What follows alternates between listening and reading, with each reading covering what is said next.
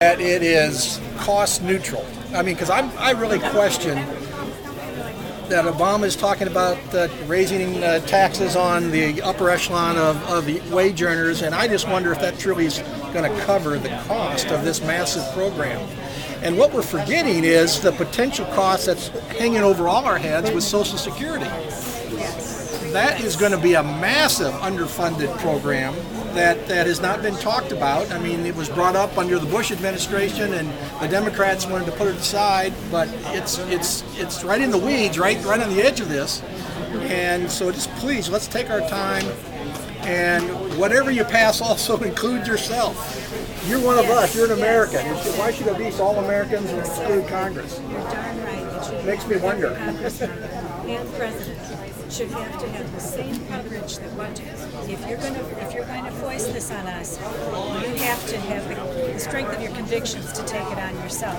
And I haven't heard one congressman Democrat congressman willing to do that. Well, no, I'm going to say Congressman Kagan from Wisconsin. I don't even think he's accepted his health care benefits. He's a doctor. He represents Green Bay. I could be wrong, but He's not a representative, though. Will you go into Obamacare with us? No, he is. I think he is. He's not a representative. He's a congressman. Will you go into Obamacare with us? Listen, we got to see what happens with the whole bill and how it plays out. Why won't you go into Obamacare with us? Who hasn't got a second shot through? Why won't you answer the question? I get a picture of you like. I'm listening. Okay, the reason we want a town hall meeting, and you could set the ground rules, believe me, some of the problems that happened in these town hall meetings were because union organizers came in and they got the first two rows and they started rabble-rousing. So this could be your rules, by mic only, one question at a time, but that's the only way you're going to touch. You say 700,000 people? What do we got here? We need a good representation. This isn't my only way of doing this. I've had several outlets. We're doing many more of these, and I will seriously take that into consideration. I just got that, and I recognize what you're saying. And I seriously will take it into consideration, and I appreciate what you're saying. We just don't have much time. And frankly, I'm terrified. I'm terrified because I'll tell you what's the problem with this bill. Somebody said, oh, we could maybe sunset it. You can't. Once this goes through, the bureaucracy that it will take 4 or 5 years to put this in place, we will never be able to rescind government health care. Once the insurance companies are put out of business, yes. What do you do? Exactly. No, you're exactly right. I mean, that's the point. I think everybody's concerned. We got all these 1,000-page bills out there. Everybody's making rushes. We've already got problems with Medicare. I mean, I want people to have coverage. Do you know Paul Ryan? He's got a good market-based proposal. Okay. I just want to hear your thoughts on it. Your thoughts about the insurance companies and their good faith so far, not in the bill, but in how they handle things. My thoughts with insurance companies is that they're in the business to make a profit. They make on average 2%. I think in the last couple of years they made about 2% profit. 6% of their earnings have come out of gone to taxes. So then we've got Medicare, which has to underprice this program. It just keeps going up. I know that these Medicare, their payments are going down and down.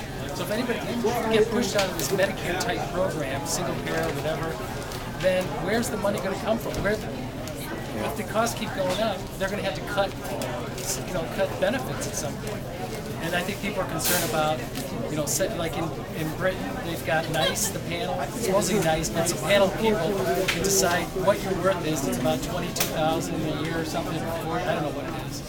So however many years you have left, $22,000 or whatever the number is times that, that's what you're worth. So if you need a $2 million operation and you're 65, forget it. And I think there's some things to that in the House bill.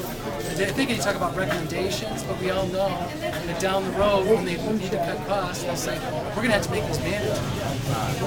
One last thought, and then I want to say hello to the other folks one-on-one, as I always do with this process.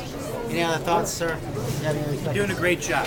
I appreciate it. I think you're doing a fantastic job. Not one small businessman, not one businessman, not one doctor if this were to go through, would opt to keep his own health care program for his employees.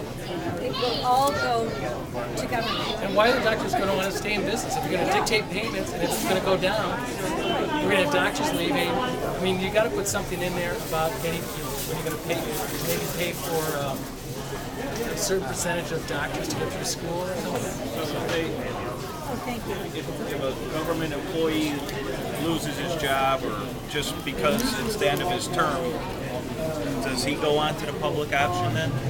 I don't know on that. You know what I mean? Yeah. As far as like, if I get fired from my job, I would, you know, let's say I'm between jobs, say I'm between jobs, then I get on public. I mean, it's, but that's all. It might depend on length of service or something. Let me talk to a few folks here. Okay.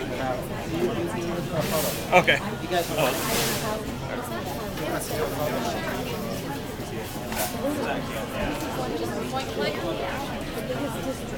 Yeah, just.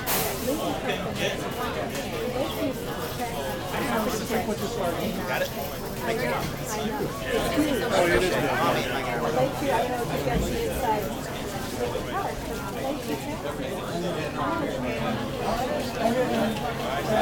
I said, I appreciate it.